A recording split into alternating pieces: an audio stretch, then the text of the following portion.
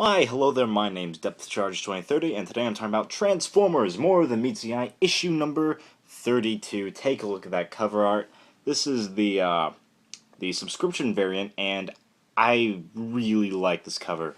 It's just nice. It's simple, and it just adds this like sense of mystery, specifically because it's Brainstorm's briefcase.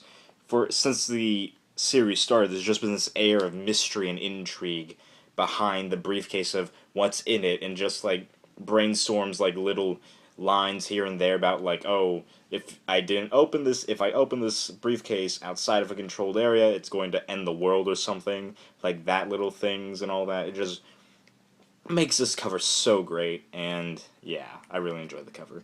So let's just jump right in and talk about the issue. So this issue picks up right where it left off last issue, with everyone having disappeared. It's just a couple of, it's all the new guys, people who weren't on the Lost Light during the launch, and they're just like, okay, the ship's been destroyed. So they land, and instantly they're like, okay, let's go find survivors.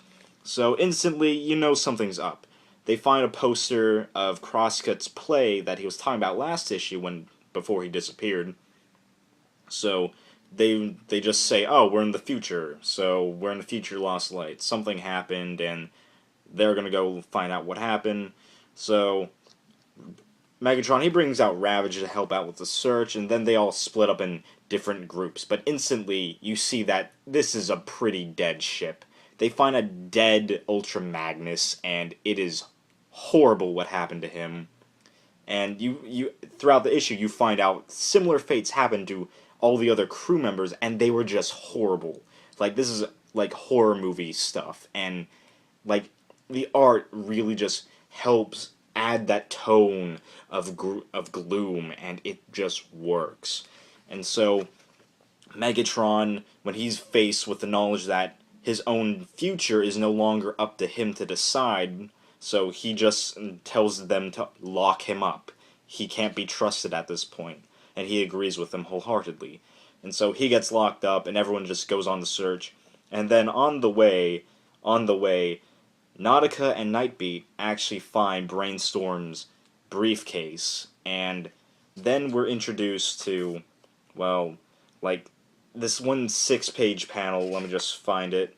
Like this one page with 6 panels, and they're all played out of order, where you got to like use like picture clues to figure out which flows into which, because they find out the briefcase is empty.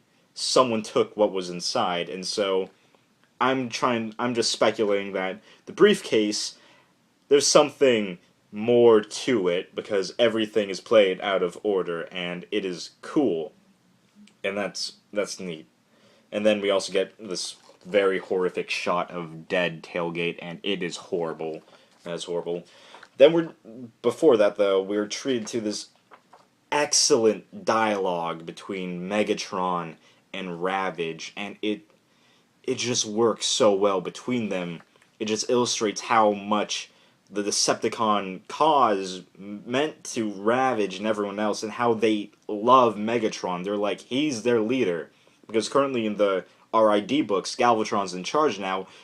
Ravage is just like, Megatron, just say the word. Just tell me, just say anything, and we will drop Galvatron. Just tell us that you're still you and not, an Autobot. And then Megatron's just like, he gives us this great dialogue, this great, like, monologue about going all the way back to before James Roberts and John Barber's amazing runs on More Than Meets the Eye and RID, to the whole chaos theory and all that. It just great continuity right there, and it's just a great conversation between these two before we're treated to the sight of Drift, Ratchet, and Hound having been forced to eat their own brain modules. This is just it's just horror movie levels of horrible and gross. And so once that happens, we cut over to Skids and all that, and his group of Riptide and Getaway, and then they discover that, hey, everyone is in vehicle mode, they're all dead, and they've been shot in the heads. Like, someone shot them in vehicle mode in the head and ripped out their transformation cogs.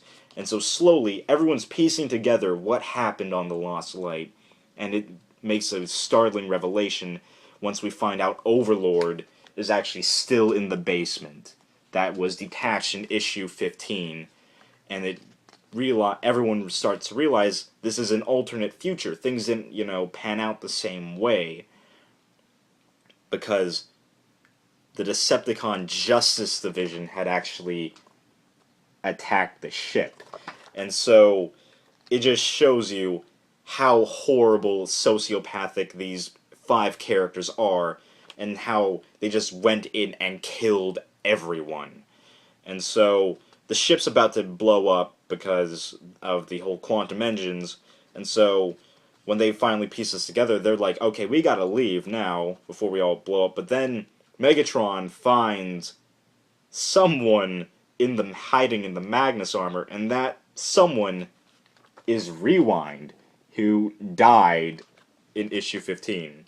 So that's that, and that's the end of the issue. Let me just say, this issue was creepy and did what it had to do. Like, it just showed everyone dead, and it's just like, oh my god. Because by this point, if you're like a long reader such as me, you're like, I love all these characters. It's not like just seeing Tailgate stabbed into a bulkhead, and it's just like, oh my god.